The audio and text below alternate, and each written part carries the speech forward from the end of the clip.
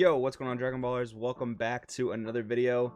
This one's interesting. This is going to kind of take the place of our Rogue strategy deck you can play for the March 2020 format. This is going to be a video talking about those Rogue decks you can play, but how they're being bolstered by Draft Box 5. So that's not going to take place until about the end of the month, March 27th, but I do want to talk about it now so you guys can get prepped for it, pre-order any cards you need to get, things like that. So in today's video, we're talking about 6 Rogue decks that get bolstered pretty heavily by Draft Box 5. Guys, if you're new here, make sure to subscribe, hit that bell so you don't miss a video. We are running a huge giveaway right now. Go over to the community tab of this channel after this video. Make sure to check that out. I will also drop the link for that in the description below. But we also have the Patreon down below, which helps support the channel. Got the Crossroads TCG merch store. And guys, if you want to buy any cards you see in today's video, make sure you use my link to TCG Player or Bearded Collectibles. With that being said, let's get into this.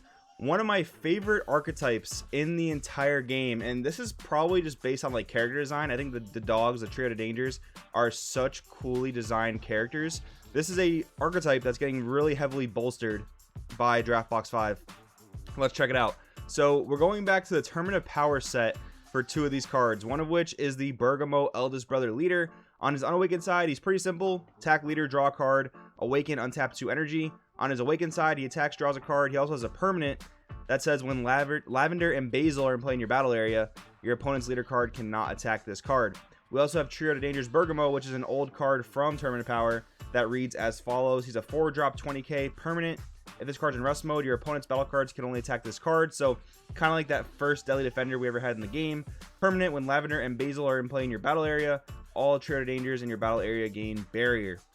Auto, when this card attacks, it gains 5,000 power for the duration of the turn. They also have the Trio of Dangers field card, which says when you have all 3 dogs in play, all the skills of your opponent's battle cards with 4 or less are negated, which is pretty powerful.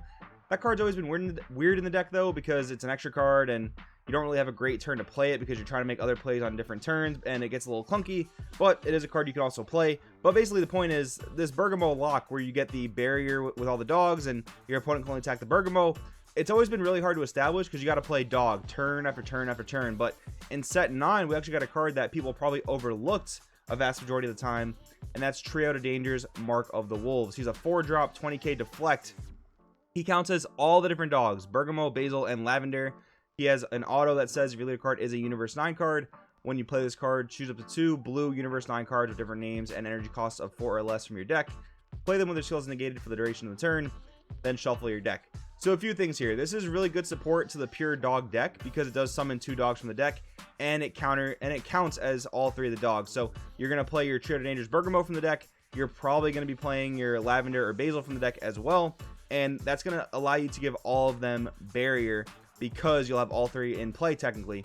Now the thing with the card is it does have deflect itself, so your opponent cannot like hidden potential or denial of hope this card's play, but they can denial of hope or hidden potential the effect of this card that brings out 2 creatures from the deck. Now there is a problem there because your opponent can stop that, but you can always just choose to not do that. You can always just choose to not bring out cards from the deck. So in a sense, your opponent is denying or using hidden potential on nothing. It does kind of still stop your tempo, but you can always then replay Trio of Dangers Mark of the Wolves later if you have another copy in your hand, and hopefully they won't have the counterplay. So this is a weird card for the archetype. It does put in work, but it is stoppable. But one thing I want to mention is in Draft Box 5, we're getting a lot of new Universe 9 support, one of which is Bergamo Ferocious Roar, 5-drop 20k, auto, pay a yellow and a colorless. When one of your opponent's cards switch to rest mode by one of your skills, play this card from your hand.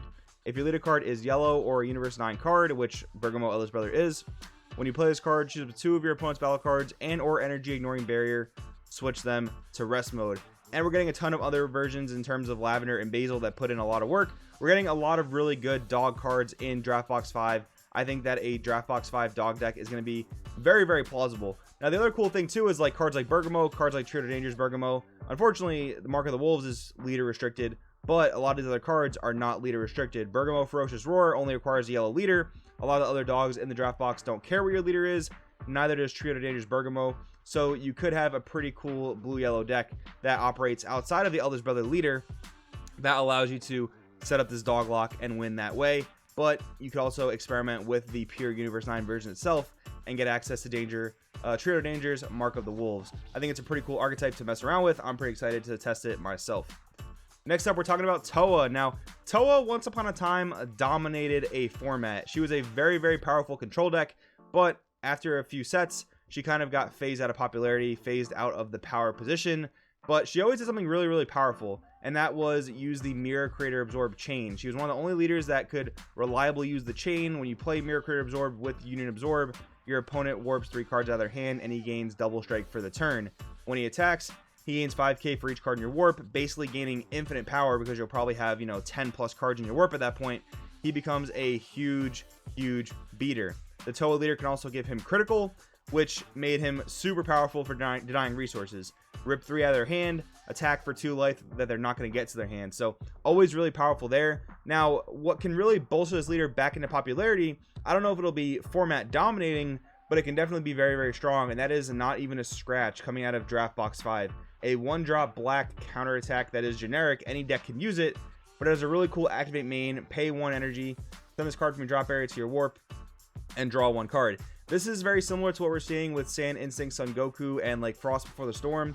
Powerful mana sync cards. If you have nothing better to do with your energy, you have this card in your drop area, you pay 1, you draw 1. That can be very, very helpful in Toa specifically, because Toa has the ability to put 3 black cards back from the warp to the drop area, and that is super powerful because you can reuse Not Even a Scratch. Pay 1 to warp Not Even a Scratch, then when you use your Toa ability to put 3 back, give a mirror crit, you put Not Even a Scratch back into your drop area to refuel your draw power. One of the problems, but not really a problem, but kind of a problem with Toa, is when she awakens, she doesn't draw cards. So having Not Even a Scratch to help facilitate that draw seems like it could be very, very powerful in helping Toa come back into relevancy. Next up, we're talking about the Catalysia chain. So in terms of the chain, there's a 1-drop that looks at the top 7, adds a Universe 3, which all the Catalysias are. Then we have the 4-drop 15k, EX Evolve for 1 over that 1-drop Catalysia, dual attack barrier, auto pay 1 when an opponent's battle card with energy cost 4 or less attacks, negate the attack, then negate the skill for the turn. Then we have the 5-drop that goes on top of the 4-drop for 2, critical, double strike. When you play this card, draw 1 card, then choose one of your opponent's battle cards, send it to the owner's warp. Then you have the 6-drop, EX Evolves for 1 over the 5, critical, double strike, dual attack, barrier, so pretty solid protection there. Auto, when a card evolves into this card, switch this card to active mode. So besides this guy looking absolutely fantabulous, he is a pretty strong engine for an evolve chain. Now, what's really cool about the engine is most of it is 5k combo power, only the 6-drop is 10k combo power, so it doesn't really clunk your deck. It is a pretty thick engine. You might want to play other Universe 3 cards in your deck, but I've heard some talks about mono black skillless playing this card, because we finally got a skillless 30k that is actually a Universe 3, so that is searchable in the archetype. You can also play it out of the deck with the 1-drop Kid Goku.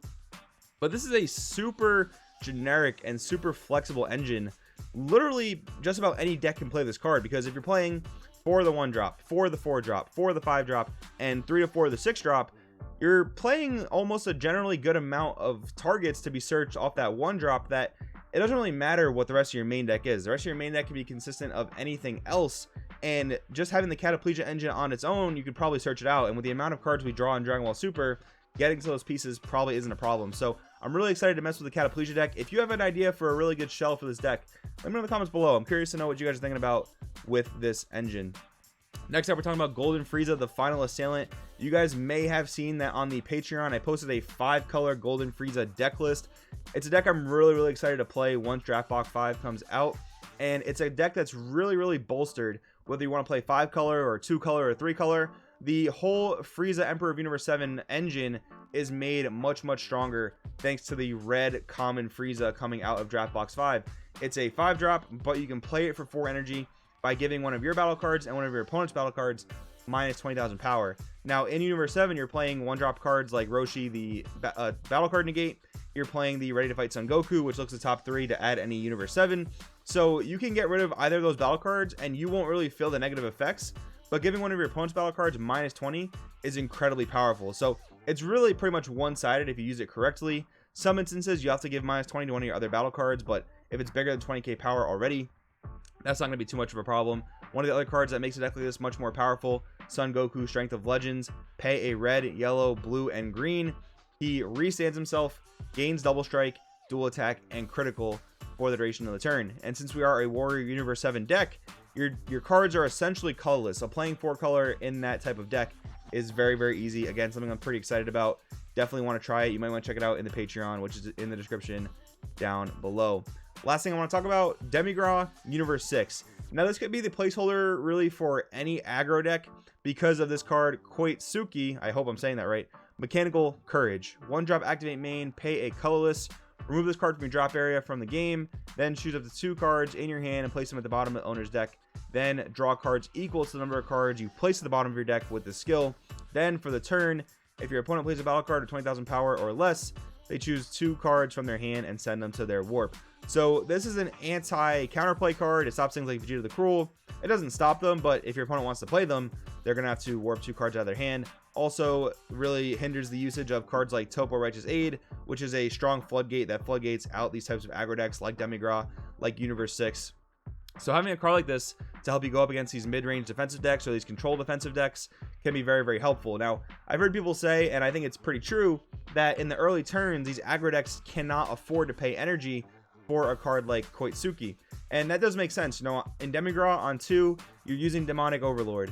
In Kaba or in, well, Kaba can't play Koitsuki, but like in Krillin Universe 6 or in like, I don't know, old school Broly Universe 6, you are spending your turn 2 energy probably to drop Vados and like a 1-drop Caulifla. So it's probably going to be used in the more the mid game, which is actually why I think Koitsuki can also be used by mid-range decks to stop Topo and Vegeta the Cruel and things like that. So I think overall this is a very good anti-counterplay card. People have been asking for a Bad Ring Laser-ish card to come back. This card doesn't totally stop the counterplay, but it does make your opponent think twice before using it. So I think this card is going to boost a lot of decks when it comes out in Draft Box 5. But guys, basically those are the decks I want to talk about in today's video. Hopefully you guys enjoyed it. Again, make sure to check out that giveaway in the description below. Thank you guys so much for watching. I will see you next time.